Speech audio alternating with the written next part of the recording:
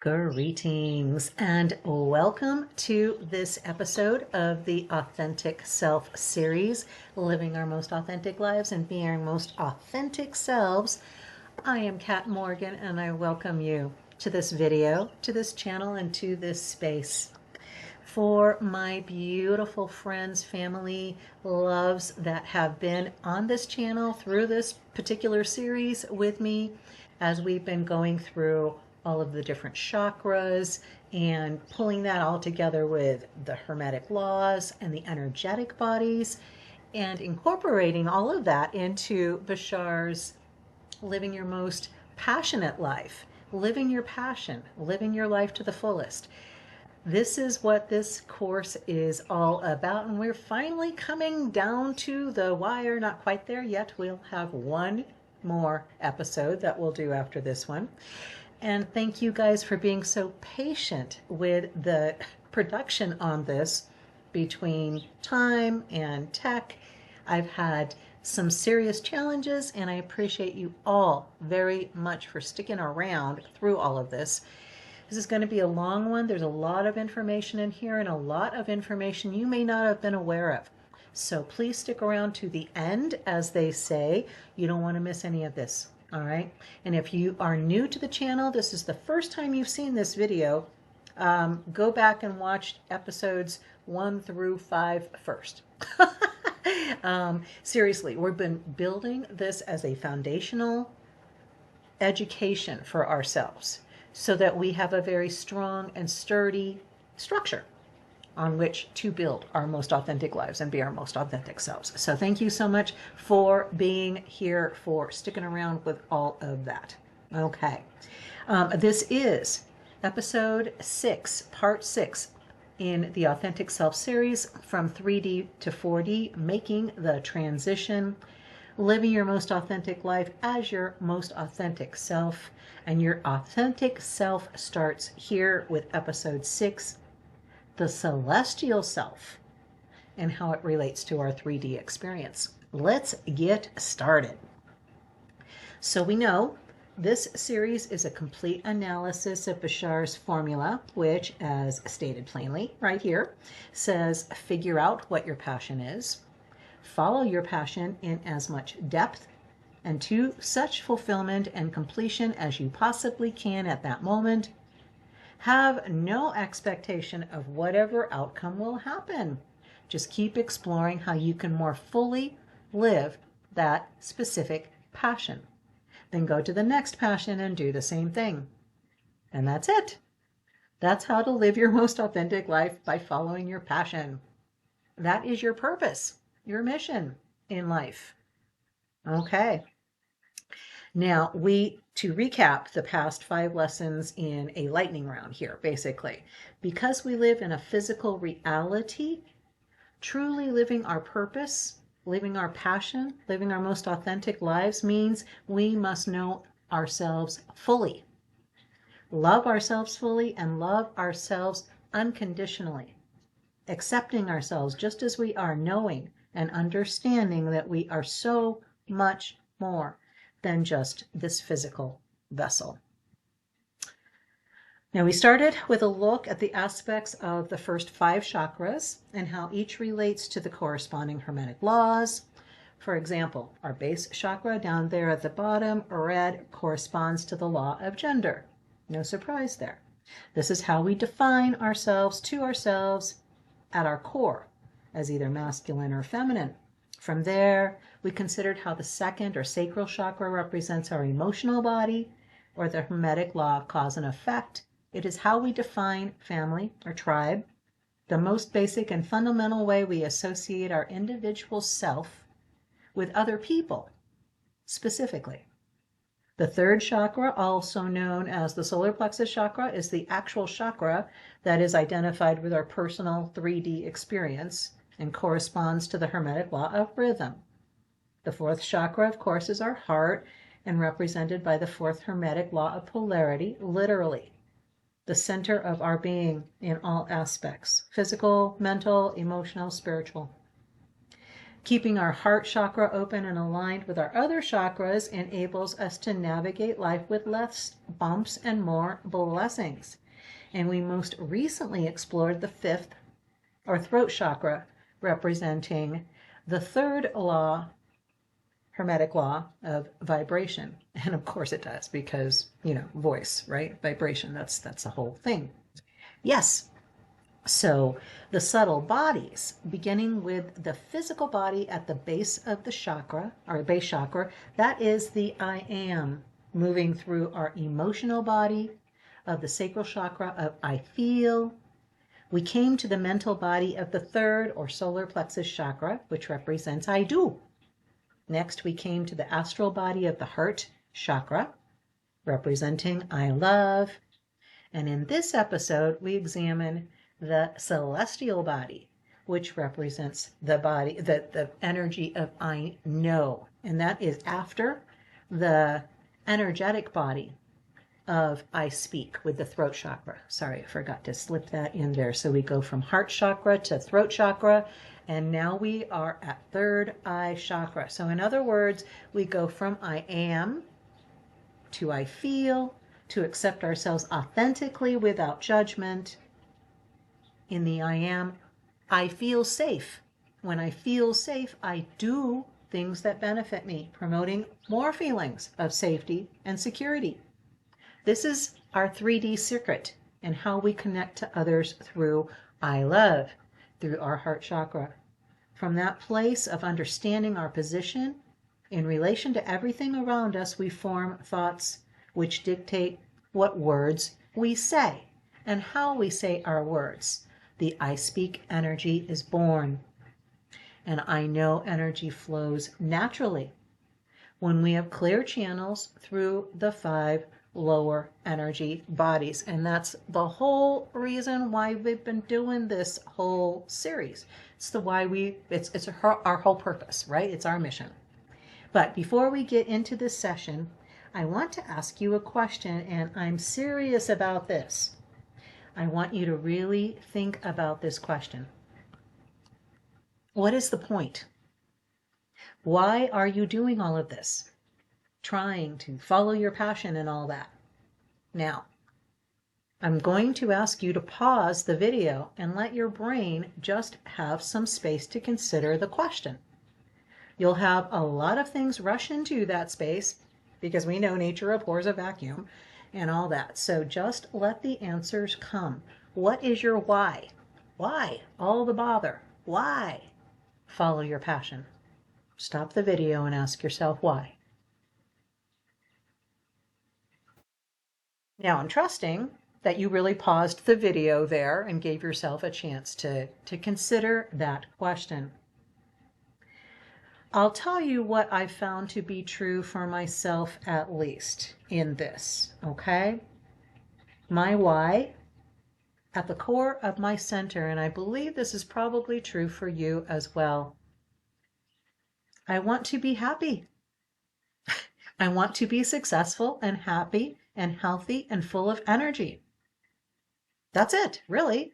Everything that I do, from the moment that I roll out of bed until the moment I roll back into bed, everything between those 2 parentheses, between those 2 ellipses, every single bit of it is about making me happy. I am the center of my existence, my universe, as you are the center of your existence, your reality.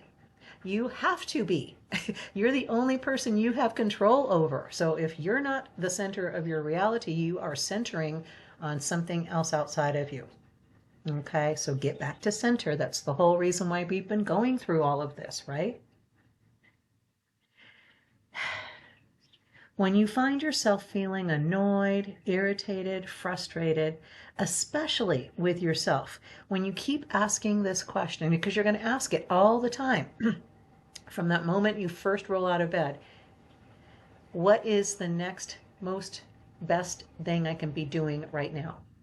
How can I follow my passion in this moment?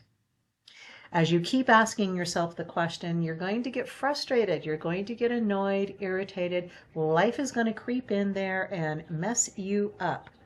So ask yourself that question, get back into following your passion in that moment as fully as you can.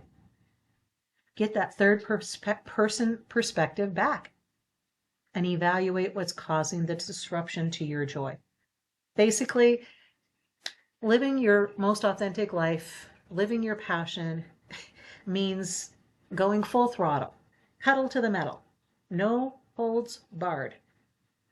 And there's a power there, but where is it aiming you?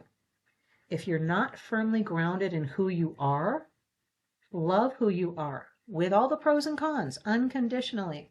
It's like hitting the gas without touching the steering wheel. Just imagine that for a moment. Get in your car, turn it on, put the gear into drive, and hit the gas. Don't touch the steering wheel. Don't touch it. Where are you going to go? Right? So if we're not firmly grounded in who we are, if we don't love ourselves fully, unconditionally, okay, that power is going to destroy you. You're going to end up being somewhere you don't want to be if you don't know who you are at your center. So that's why we've been going through all of this, building that solid foundation so that you can live your passion in every moment as completely and fully as you can.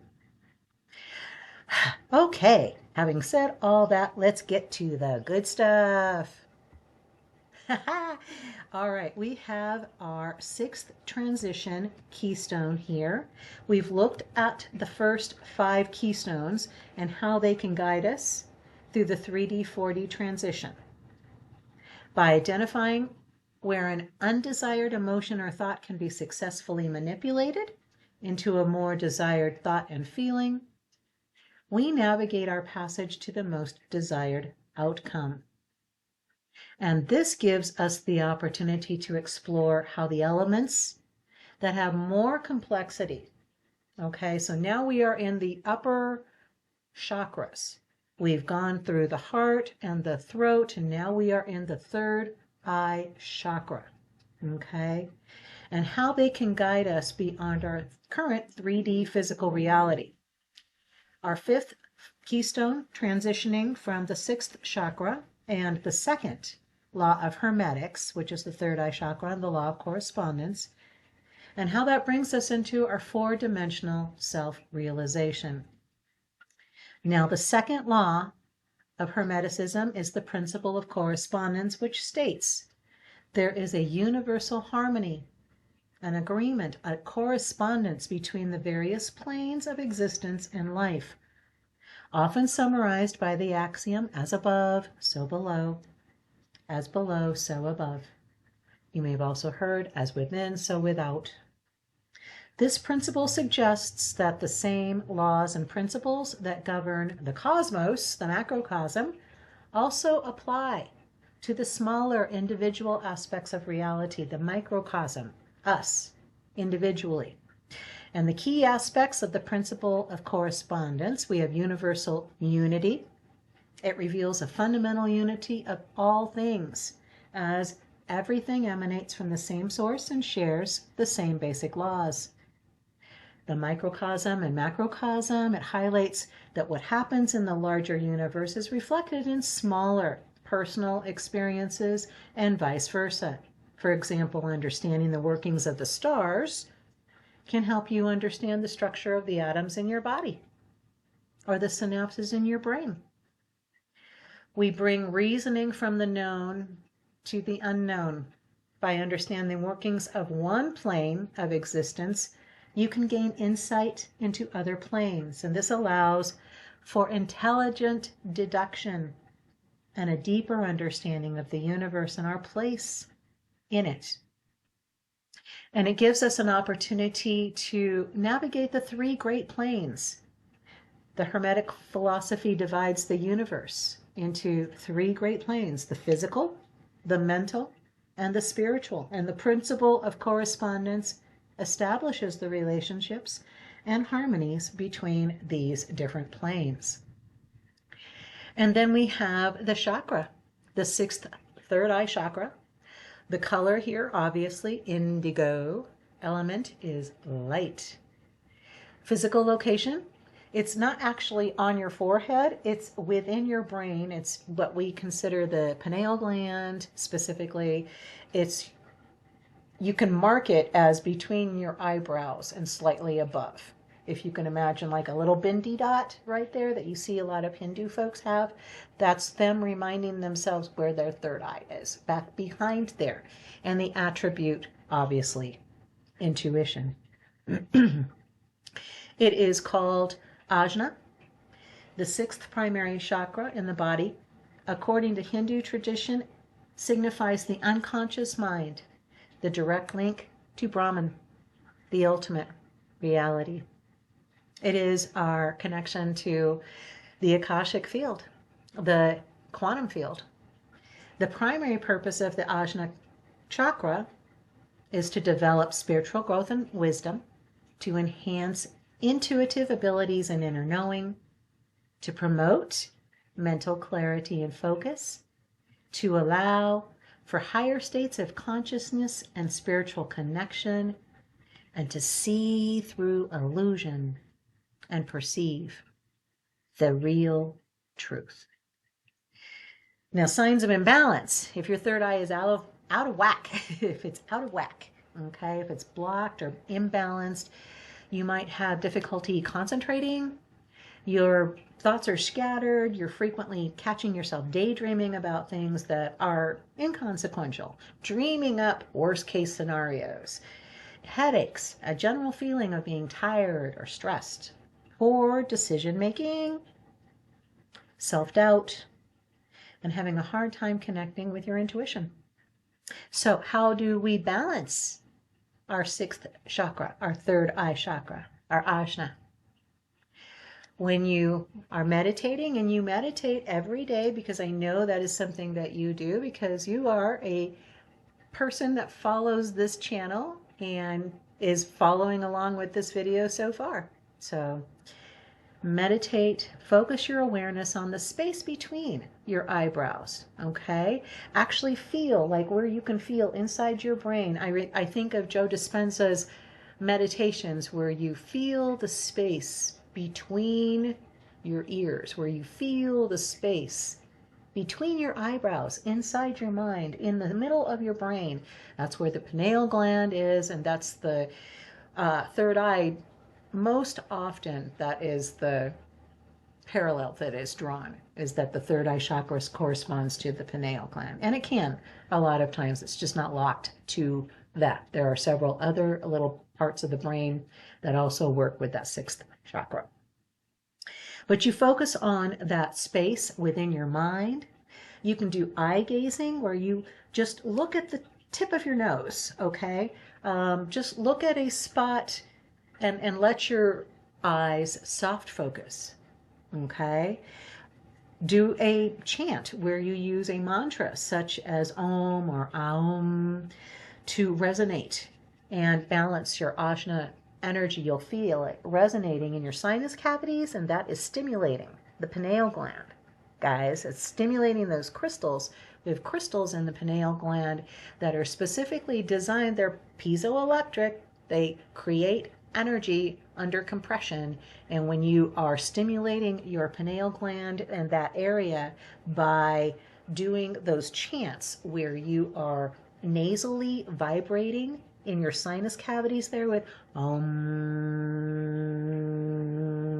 and you close your mouth and you can feel the vibration in your cheeks, in the nasal cavities, in your eye bones, in your eyebrows, and you concentrate on that energy, on that vibration, and you're going to be stimulating the pineal gland very, very, very, very powerfully, we'll just say, okay?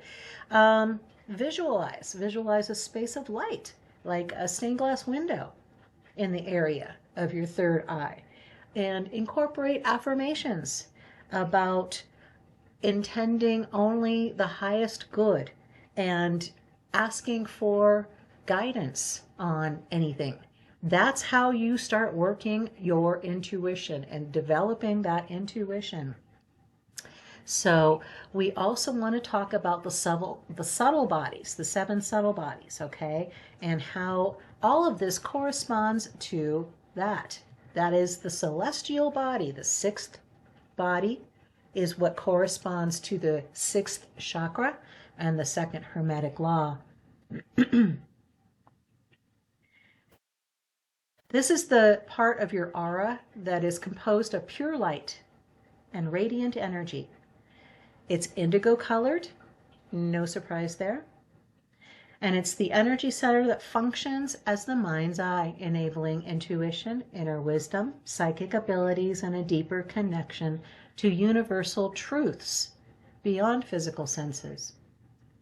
The celestial body is considered a higher, emotional, intuitive aspect where we can visualize decisions and connect with energies from other dimensions, such as spirit guides. The celestial body, the aura body, is the sixth auric layer. It is, as I said, composed of ethereal, opalescent light radiating like a star.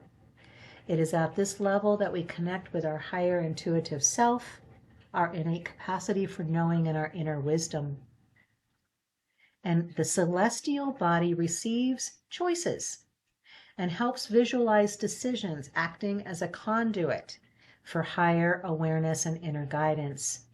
And we know where the location is of the chakra and all of those aspects as well. All right. This is considered the seed of the soul, allowing us to see within ourselves and others to understand those universal truths. It connects the creative and analytical aspects of our brains, promoting a balance between intellect and intuition. So really powerful stuff. Okay, how does this all relate to living our most authentic life and being our most authentic selves? Well, that's an easy question to answer, but the answer just brings a whole bunch more questions. Your intuition is always going to be energetically connected to your higher self, that eternal aspect of you who remembers all the lives you've lived, every single moment of them, and knows all the lives you're ever going to live across all timelines and all dimensions. The challenge is in how you go about hearing your intuition. So, how do you do that?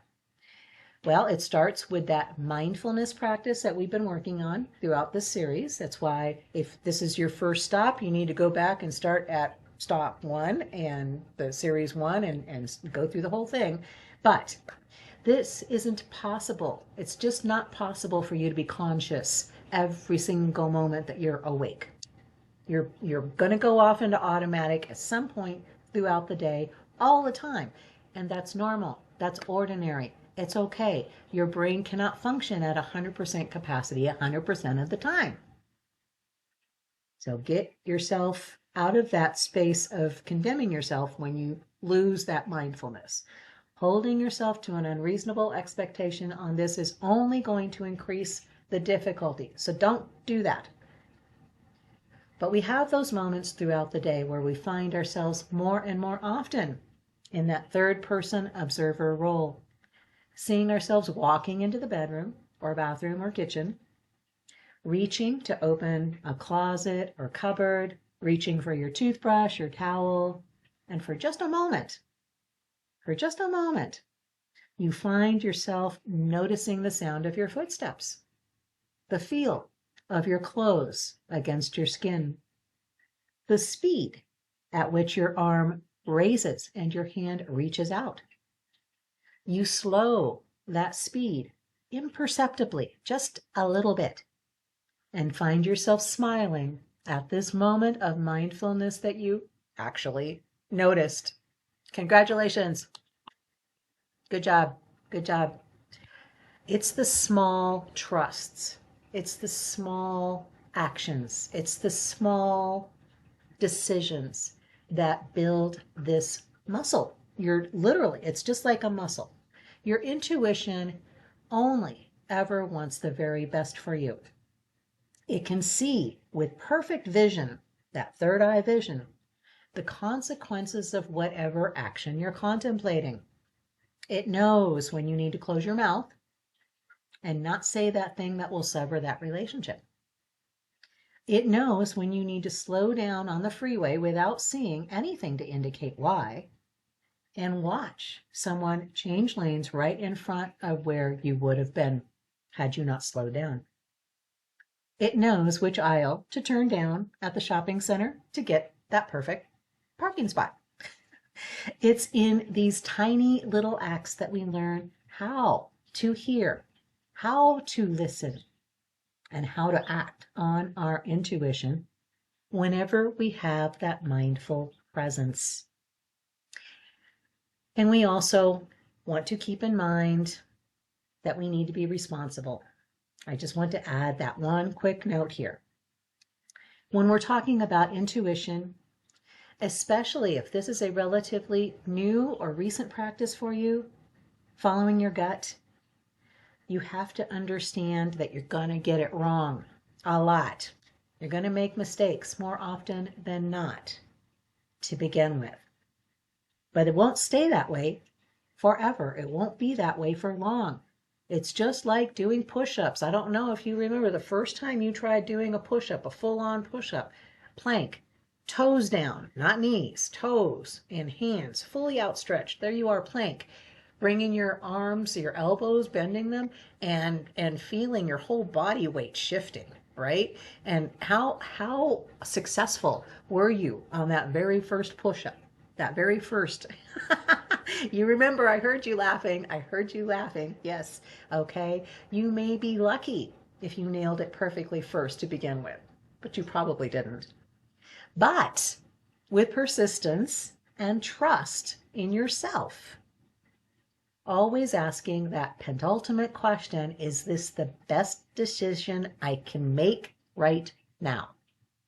That's all you have to ask. Is this the best decision I can make right now? That's responsibility. Confirming that the choice you're about to make is going to bring the most love, joy, and peace into everyone's reality. Before you punch your car into that parking space ahead of the person starting to turn into the same space, ask, is this the best decision? You may find a closer parking spot if you let that other car grab that one and you cruise on just a little bit longer. You feel good knowing the other driver was relieved that you did not slam in front of them. They might even give you a wave of acknowledgement. But regardless of their response, whether they give you a wave or give you the finger, it does not matter. You know you did the best thing you could in that moment, and you are going to be vindicated, honey, because that best parking spot is the one that the other car is pulling out of. They were waiting to pull out of for that other car blocking them. And now that that other car is out of the way, you get a closer parking spot. So good job. You did good, regardless of their response. You know the best thing you could do at that moment was what you did. And that is following your passion. We started here and we end here, always. Coming from that place of love, of light, of wisdom that's always available to us when we slow down, take a breath, and listen to our own best wisdom. We always want to live our passion to the fullest from that place of complete unconditional love for ourselves so that we can go full throttle with confidence in ourselves, in our knowledge and experience, in our growing strength, in the guidance of our intuition. Built up from the foundation, we are strong and powerful because we know who we are and we genuinely like who we are. And as always, it is my intent that these discussions might help to provide some tangible ideas for you activating this transition. Please feel free to let me know in the comments if you found this video helpful. As always, you are invited to like, subscribe, comment, share. Helps the channel grow, helps other people find these videos, helps this video show up in different people's news feeds, and gives them an opportunity to explore some avenues they may not have considered before. As always, I love you. You are amazing. Have the most amazing, fantastic day. Namaste and ciao for now.